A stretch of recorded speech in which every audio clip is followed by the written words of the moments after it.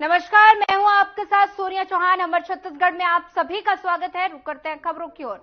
छत्तीसगढ़ के नवनिर्वाचित लोकसभा सदस्यों के सम्मान में छत्तीसगढ़ के मुख्यमंत्री विष्णुदेव साय ने नई दिल्ली स्थित छत्तीसगढ़ सदन में रात्रि भोज का आयोजन किया। इस विशेष अवसर पर मुख्यमंत्री ने सभी नवनिर्वाचित सांसदों का स्वागत किया और उन्हें बधाई दी, जिस दौरान उन्होंने कहा कि सांसदों की भूमिका राज्य के विकास में अहम है, इसलिए सभी को मिलकर छत्तीसगढ़ की प्रगति के लिए कार्य करना है। नई दिल्ली स्थित सदन में हुआ रात्रि भोज। तस्वीरें रायपुर से हैं। नवनिर्वाचित सांसदों के लिए रात्रि भोज आयोजित किया गया और सीएम साय ने किया रात्रि भोज का आयोजन। नई दिल्ली स्थित सदन में हुआ रात्रि भोज आयोजन। देख सकते हैं तस्वीरों में सभी नवनिर्वाचित सांसद यहां मौजूद नजर आ रहे हैं। सीएम साय ने रात्रि भोज का आयोजन किया।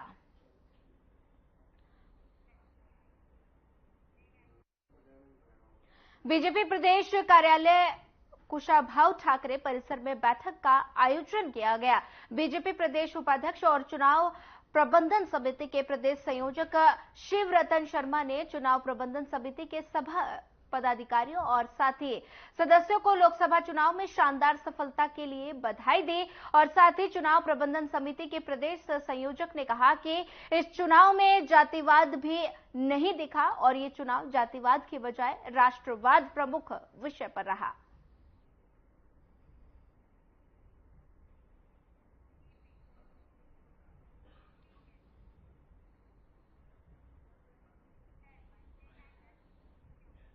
चुनाव परिणाम की घोषणा के बाद कोने स्थित स्ट्रांग रूम में रखे गए वीवीपैट और डिफेक्टिव और साथ ही आरक्षित ईवीएम जिला निर्वाचन कार्यालय स्थित गोडाउन में शिफ्ट किए गए। यहां गोडाउन में रखकर कमरे को सील बंद किया गया। मान्यता प्राप्त राजनीतिक दलों के पदाधिकारियों की मौजूदगी में सीलबंद करने की कार्रवाई पूर्ण की गई और साथ ही एडीएम और उप जिला निर्वाचन अधिकारी शिव कुमार बनर्जी, चुनाव पर्यवेक्षक एचके राय समेत निर्वाचन कार्यालय के कर्मचारी भी इस अवसर पर उपस्थित थे। बिलासपुर की तस्वीरें हैं जहां पर नव निर्वाचन कार्यालय में गोडाउन में शिफ्ट किया गया। पदाधिकारियों की मौजूदगी में कमरा सील बंद किया गया। ईवीएम को भी किया गया शिफ्ट। तस्वीरें बिलासपुर से हैं जहां निर्वाचन कार्यालय के गोडाउन में शिफ्ट किया गया। पदाधिकारियों की मौजूदगी में कमरा सीलबंद किया गया और साथ ही ईवीएम को भी शिफ्ट किया गया।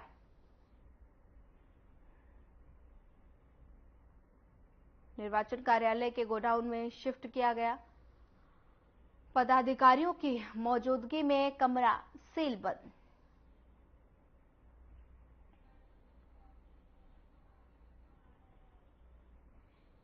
निर्वाचन कार्यालय के गोडाउन में शिफ्ट किया गया। पदाधिकारियों की मौजूदगी में कमरा सीलबंद।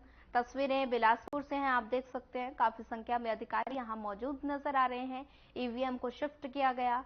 इन सभी अधिकारियों की मौजूदगी में कमरा सीलबंद किया गया।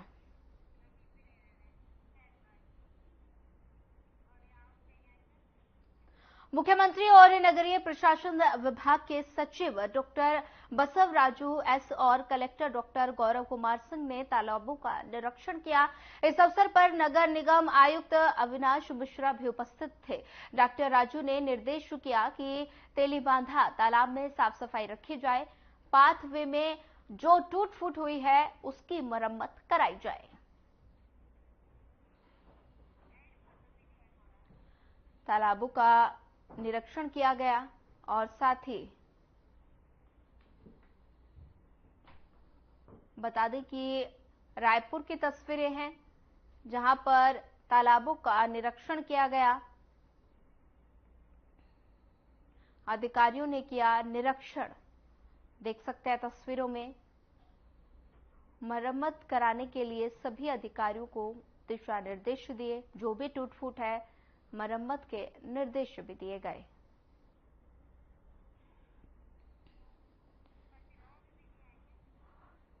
रायपुर की तस्वीरें हैं मरम्मत के निर्देश दिए गए।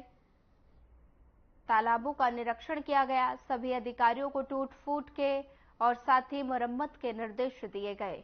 तस्वीरें रायपुर से हैं। अधिकारियों ने निरीक्षण किया, तालाब का निरीक्षण किया और साथ ही तालाब में जो भी टूट फूट है, मरम्मत का जो भी कार्य है, उसे पूर्ण करने के लिए जल्द से जल्द अधिकारियों को निर्देश दिए गए। मरम्मत करने के निर्देश दिए गए। तालाबों का निरीक्षण किया गया। रायपुर की तस्वीरें हैं जहां पर अधिकारियों ने निरीक्षण किया और साथ ही सभी अधिकारियों ने जो भी मौके पर टूट फूट मिली या मरम्मत का जो भी कार्य है उसे जल्द ही पूर्ण करने के लिए अधिकारियों को निर्देश दिए। मरम्मत करने के निर्देश दिए। तस्वीरें रायपुर से हैं जहां पर तालाबों का निरीक्षण किया गया और साथ ही जो भी टूट फूट हुई है तालाबों में और साथ ही जो भी कार्य मरम्मत करने वाले हैं उनको तुरंत पूर्ण करने के अधिकारियों को निर्देश दिए गए। रायपुर की तस्वीरें हैं जहां पर अधिकारियों ने तालाबों का निरीक्षण किया।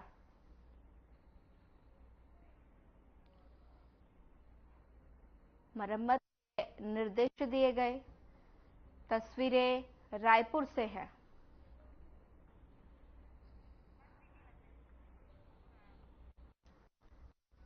रायपुर की तस्वीरें हैं जहां पर अधिकारियों ने तालाब का निरीक्षण किया और साथ ही सभी अधिकारियों को टूट फूट और मरम्मत करने के निर्देश दिए। देख सकते हैं तस्वीरें रायपुर से हैं जहां पर जिला अधिकारियों ने तालाब का निरीक्षण किया। अगली खबर परसदा से है जहां की एक महिला को महतारी वंदन योजना का लाभ मिला है। साहिन बाई साहू अपने पति और बच्चे के साथ रहती है। वहीं आपको बता दें कि उनके पति पैरालिसिस के कारण काम नहीं कर पाते और उनके बेटे भी बोलने में असमर्थ है। साहिन बाई साहू ने बताया कि उन्हें महतारी वंदन योजना से लाभ मिलता है और साथ ही उन्होंने कहा कि राशि से वो पति का इलाज करवाती है और साथ ही घर का खर्च भी करने में वो मदद मिल जाती है।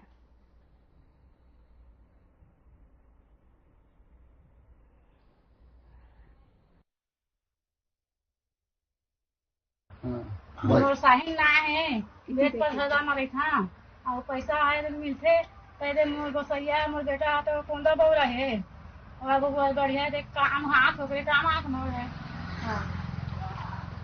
वही सूजी पानी लाते तो सूजी पानी दवाता हूँ।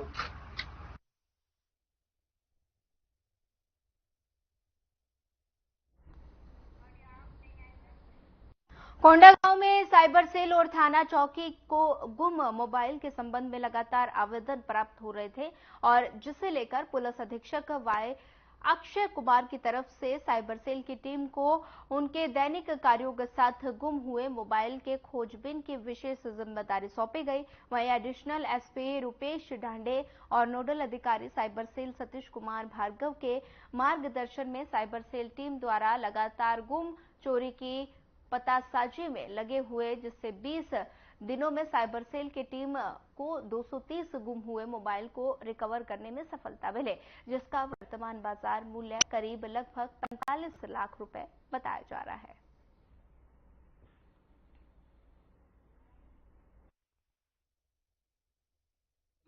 आज आप देख रहे हैं लगभग 250 मोबाइल जो गुम हुआ मोबाइल उनको हम रिकवर किए हैं। हमारा साइबर सेल का स्टाफ बहुत अच्छा काम किया है और थाना का स्टाफ भी बहुत अच्छा काम किया।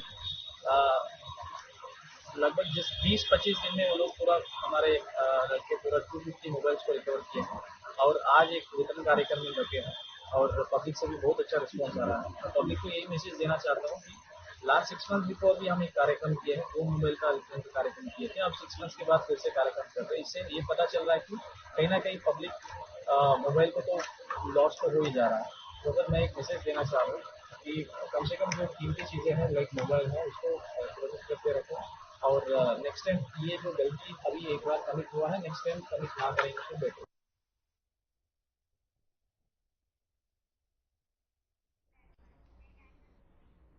किरंदुल बचेली में एनएमडीसी परियोजना के अंतर्गत 10 मंजिला रिहायशी इमारत का निर्माण कराया जा रहा है, जिसकी जिम्मेदारी मुंबई के कल्पतरु प्रोजेक्ट इंटरनेशनल लिमिटेड को दी गई थी। लेकिन इस प्रोजेक्ट में रेत की खरीद फरोख्त के मामले में बड़ी धांधली होने की संभावना जताई जा रही है और इसी को लेकर कंपनी को 3 दिन का नोटिस भी थमाया गया है। आखिर क्या है पूरा मामला, इस रिपोर्ट से समझिए।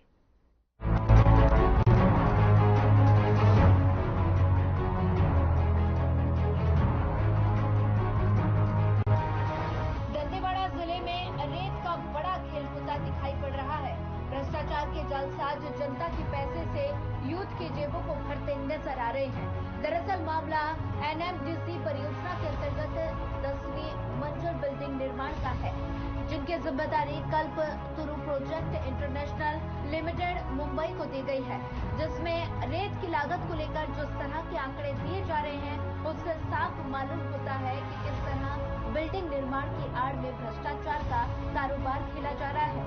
जानकारी के मुताबिक 10 मंजिला इमारत में उपयोग किए जा रहा रेत सरकार के रॉयल्टी के बिना ही खरीदी जा रही है। कल्पतरु ने अब तक 10 मंजिल 4 इमारतें तैयार की है, अभी 6 इमारतें और बाकी हैं।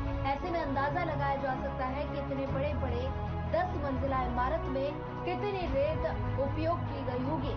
इस पूरे मामले में शिकायत मिलने पर आए माइनिंग अधिकारी को कंपनी के गोदाम में रखे रेत की जांच की तो पाया गया कि अब तक कंपनी ने 256 वैध रॉयल्टी पर्ची दी गई है। फिलहाल कंपनी को 3 दिन का नोटिस थमाया गया है। रेत डेली कितना आ रहा है? कितनी गाड़ी आ रही होगी? जो रेत आ रहा है वो डेली कितनी गाड़ी आ रही है? कौन देखता है रेत का काम? स्टोर बोलने से कौन है वहाँ?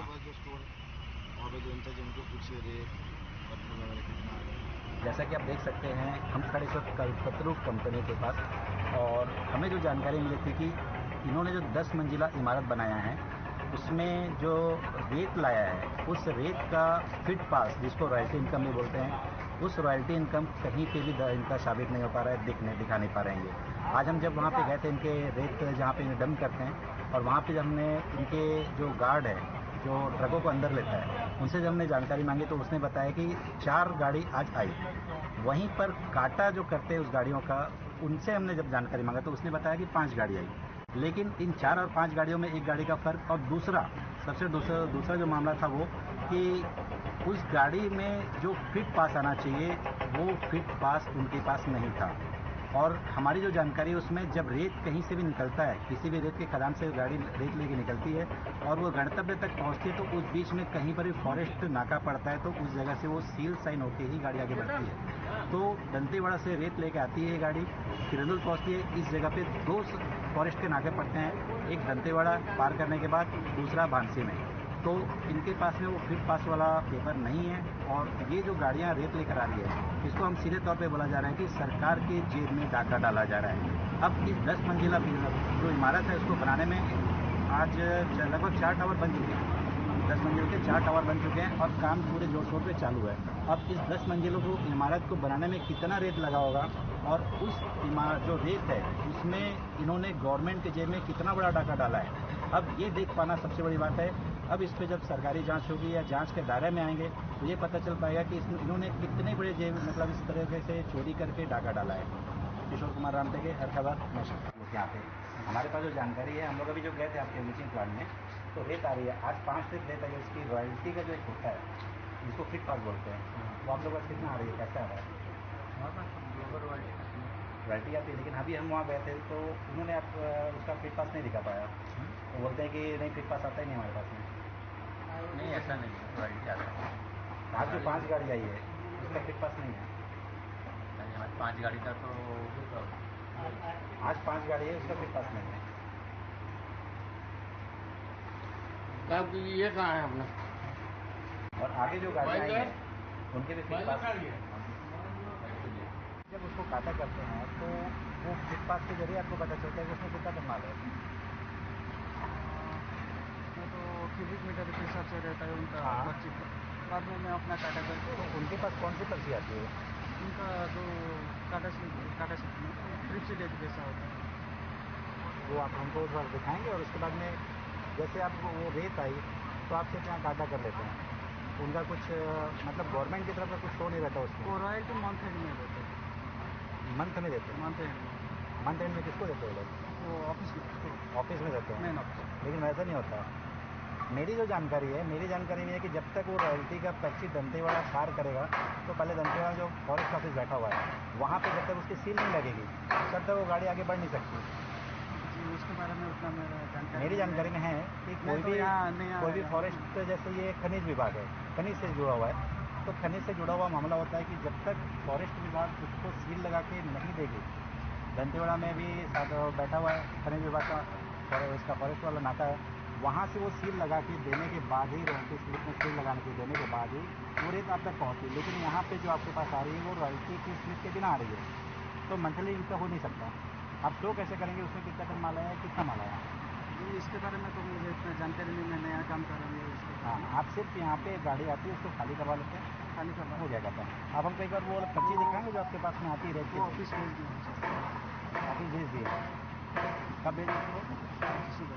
सुबह भेज दिए, ठीक। उसमें कुछ क्या लिखा रहता है उसमें? उसमें गाड़ी नंबर, हाँ। उनका क्यूबिक मीटर। उसमें कोई सील लगा रहता है? गवर्नमेंट का कोई सील रहता है?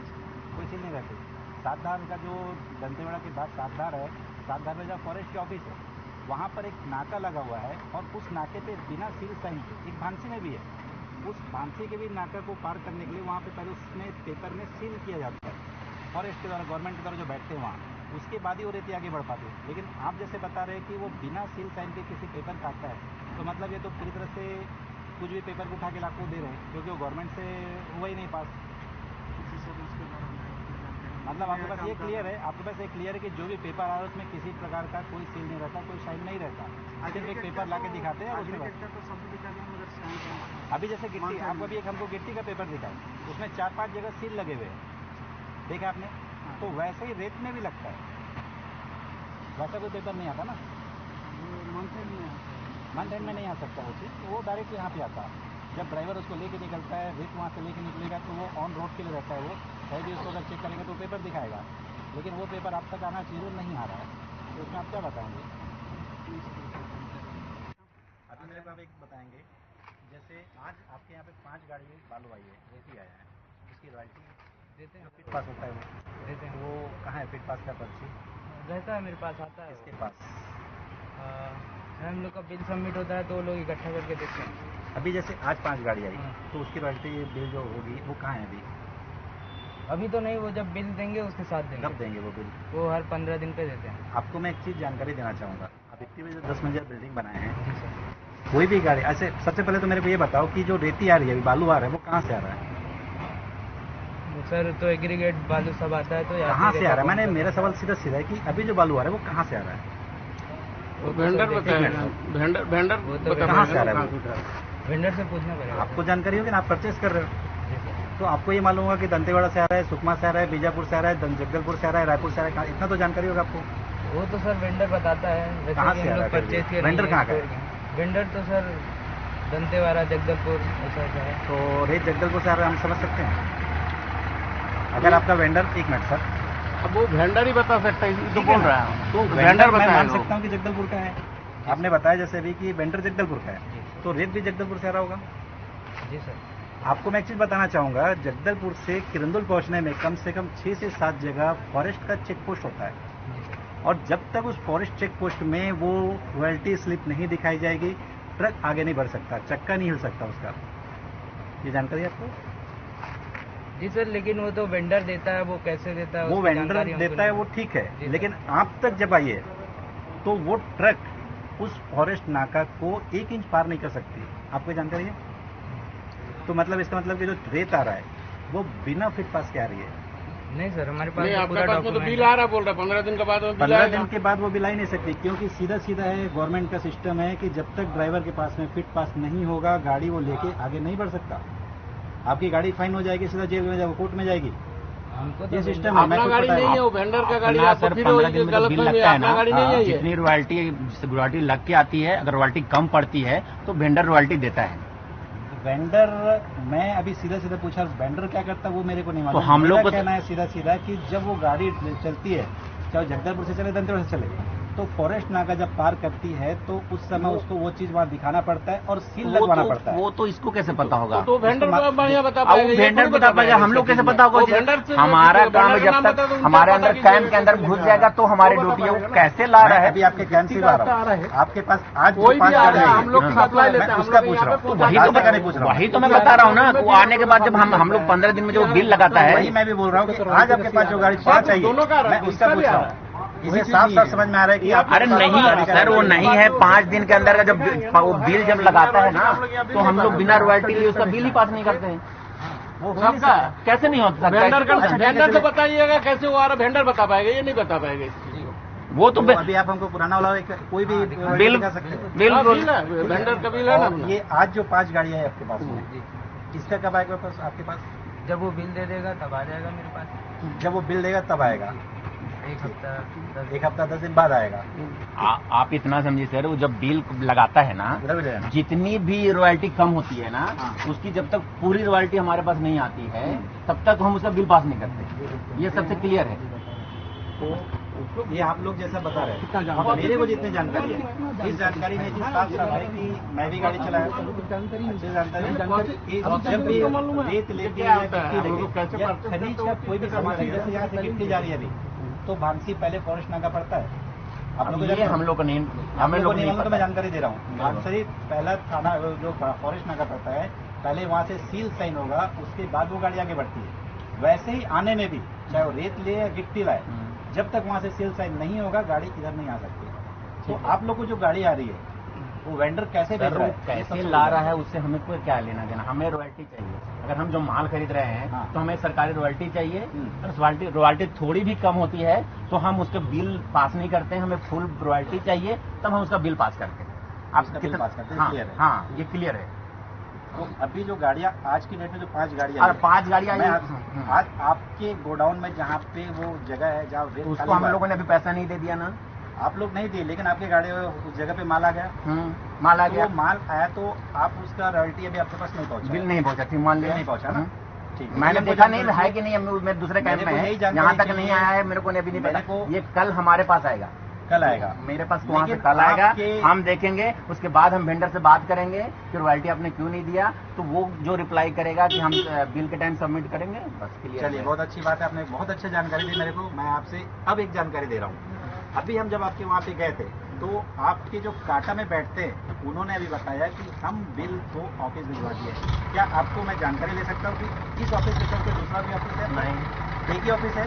अगर बिल वहाँ से निकले तो सीधा यहीं पे आएगा? जरूरी नहीं, अभी तो स्टाफ आएगा तब तक। अभी तो स्टाफ, लेकिन आपका जो स्टाफ था वो बोला है कि हमने वहाँ भिजवा दिया। सर, वो किसी बंदे से भेजता है तो बंदा हो सके वो डायरेक्ट रूम पर चला गया होगा, वो सुबह ला के देगा। वो हमारे पास सुबह ही आता है, वो जरूर कांटा वाला भेज देता है, हमारे पास सुबह ही आता है।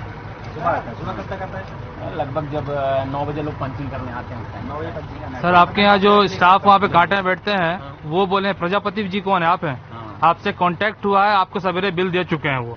वो खुद बोला, और आपके फोन कॉल रिकॉर्ड्स का उसका भी स्क्रीनशॉट उसने मुझे दिया है, अब भी जस्ट आधे घंटे पहले। वो कल का आया है मेरे पास, है ना? कल का रॉयल्टी देख लीजिए, आया है। बिल्कुल दिखा देंगे।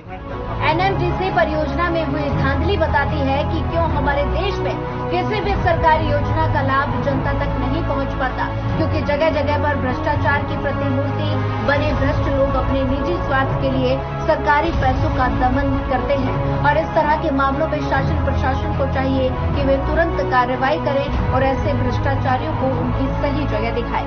Bureau report.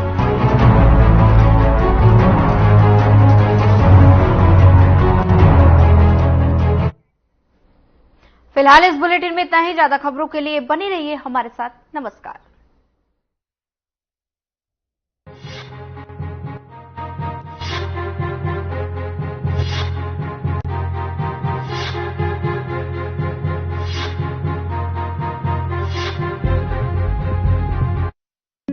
Hey mom, hey, look, I can download